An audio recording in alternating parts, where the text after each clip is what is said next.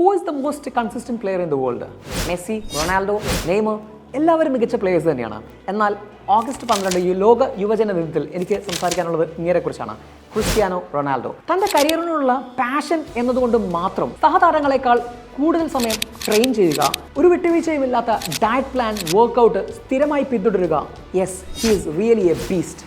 ഈ അടുത്ത് നടന്ന ഒരു ഫിസിക്കൽ ടെസ്റ്റിൽ അദ്ദേഹത്തിൻ്റെ ഫിസിക്കൽ ഏജ് എന്ന് പറയുന്നത് 20 വയസ്സിന് താഴെയുള്ള ഒരു കൗമാരക്കാരൻ്റെയാണ്.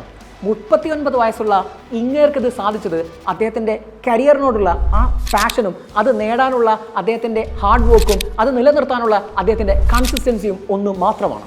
ഇവിടെ നമ്മൾ മനസ്സിലാക്കേണ്ടത്, കഴിഞ്ഞ വർഷം മികച്ച വിജയം നേടിയ ആളാണ് നിങ്ങൾ എങ്കിൽ പോലും ഈ വർഷം അത് തുടരണമെന്നില്ല. പരാജയപ്പെട്ട ഒരാളാണെങ്കിലും അതൊന്നിൻ്റെയും അവസാനവുമില്ല.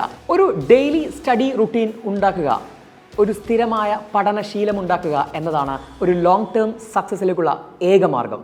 All the best.